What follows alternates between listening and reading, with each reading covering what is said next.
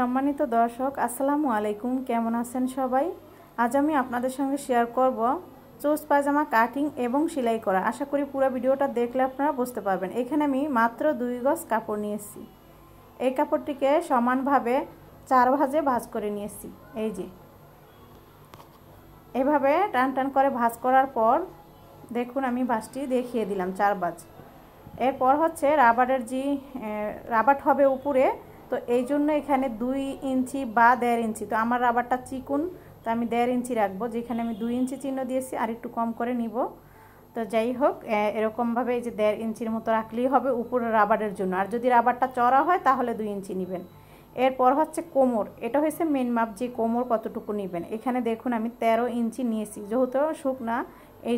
এরপর হচ্ছে রাবারের যেখানে আমি মার্জিন টেনে নিয়েছি সে নিচ থেকে 13 ইঞ্চি নিব, এটা হাই 13 ইঞ্চি নিচে হাই নিলাম। এরপর 2 ইঞ্চি এভাবে চওড়া নিলাম হাইয়ের জন্য। চওড়া নিয়ে এভাবে করে রাউন্ডটি মিলিয়ে দিলাম। আর এই যে দেখুন যতটুকু লং আছে ততটুকুই আছে। এখানে কিন্তু এই যে 35 ইঞ্চি আছে। এটা শিলানোর পর 33 ইঞ্চি থাকবে, 3 ইঞ্চি কারণ রাবারে আর হচ্ছে নিচের বর্ডারে কিন্তু এই কাপড়টা থেকে চলে যাবে। এরপর হচ্ছে পায়ের মুখ নিলাম 5 ইঞ্চি চওড়া।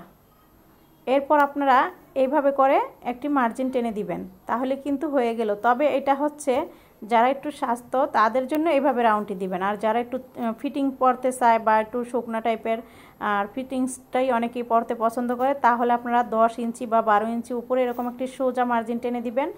এরপর হচ্ছে এইভাবে করে রাউন্ডটি মিলিয়ে দিবেন। যারা ঢিলা পরতে চায় তারা আগের যে মার্জিনটা টেনেছি সেটার মতো করে করবেন। আর যারা ফিটিংস পরতে চায় তাদের জন্য এইভাবে করে সোজা করে আমি যে দেখালাম 12 ইঞ্চি বা 10 ইঞ্চি উপর থেকে সোজা দাগ দিবেন। এরপর হচ্ছে এই যে এই পাশের যে অ্যাঙ্গেলটি আপনারা দেখতেই পাচ্ছেন, মার্জিনটি কিন্তু দেখা যায়। তো এখান থেকে এইভাবে করে আর কি রাউন্ডটি টেনে দিয়ে এরপর হচ্ছে কেটে নেবেন। তো এই ছিল মাপ। হাই 13 ইঞ্চি নিলাম, আর পায়ের মুখ 5.5 নিলাম। এরপর হচ্ছে দাগটি এইভাবে করে মিলিয়ে নিয়ে হচ্ছে কেটে নিচ্ছি।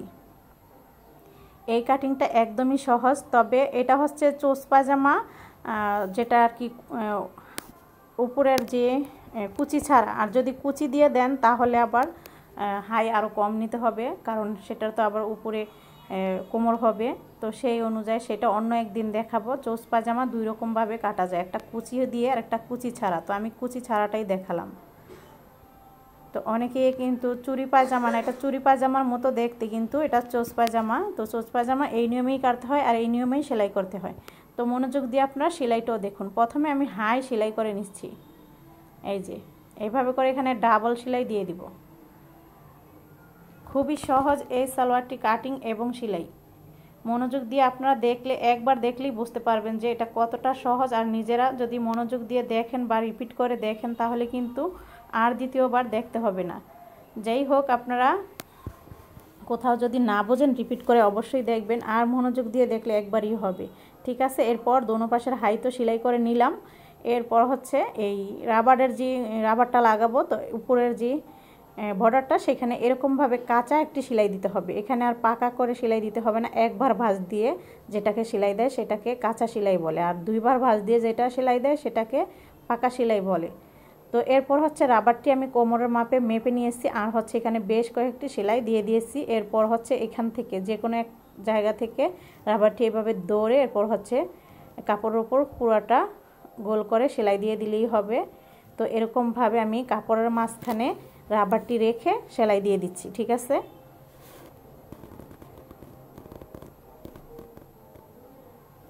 এরপর হচ্ছে আমি রাবারের উপরে রাবারটিকে টেনে টেনে সেলাই দিচ্ছি।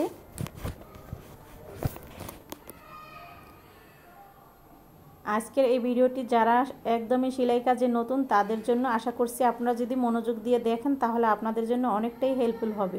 রাবার লাগানো তো হয়ে গেল, এখন হচ্ছে যেটি গুতাম হবে। তো এই জন্য এখানে 6 ইঞ্চি উপরে একটি ফাড়া দিয়েছিলাম। তো সেই ফাড়ার চিহ্ন বরাবর এভাবে করে ভাঁজ করে 2 বার ভাঁজ করে সেলাইটি দিতে হবে। এরপর হচ্ছে নিচের যে বর্ডারটা সেখানেও সেলাই দিতে হবে। মোট কথা 2 পাশে আর হচ্ছে নিচে এই সেলাইটি দিতে হবে। এরকমভাবে আমি দোনোটা পায়ে সেলাইটি দিয়ে দিব।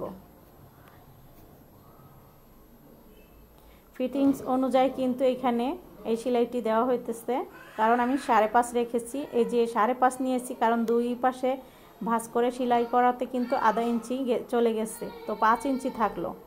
এরপর হচ্ছে এখান থেকে আমি এইভাবে করে, তো আমার কিন্তু সেলাই দেওয়া হয়ে গেছে। এখন হচ্ছে নিচের যে সাইড সেটা সেলাই করলে কিন্তু পুরোপুরিভাবে সালোয়ারটি সেলাই হয়ে গেল।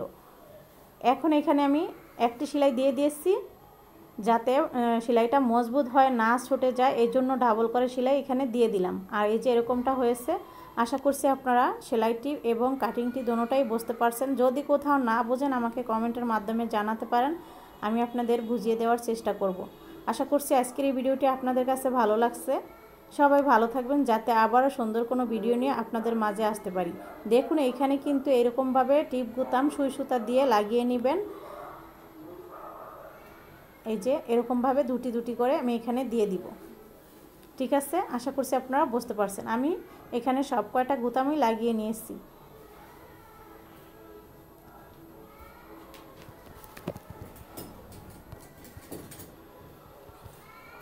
এই তো এই এরকমভাবে কিন্তু পরার পর টিপ গুতামটি লাগিয়ে নিতে হবে। দেখুন কতটা সুন্দর আর কতটা ফিটিংস হয়েছে। যার মাপে বানানো হয়েছে তাকে পরিয়েও আপনাদের দেখাবো যে কীরকমটা হয়েছে। ঠিক আছে, এই তো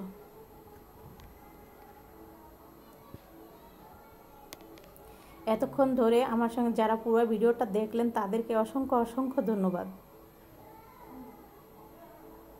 এই যে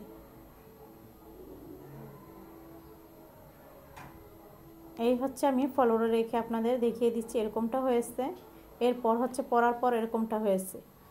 আশা করছি আপনারা বুঝতে পারছেন। সবাই ভালো থাকবেন। আল্লাহ হাফেজ।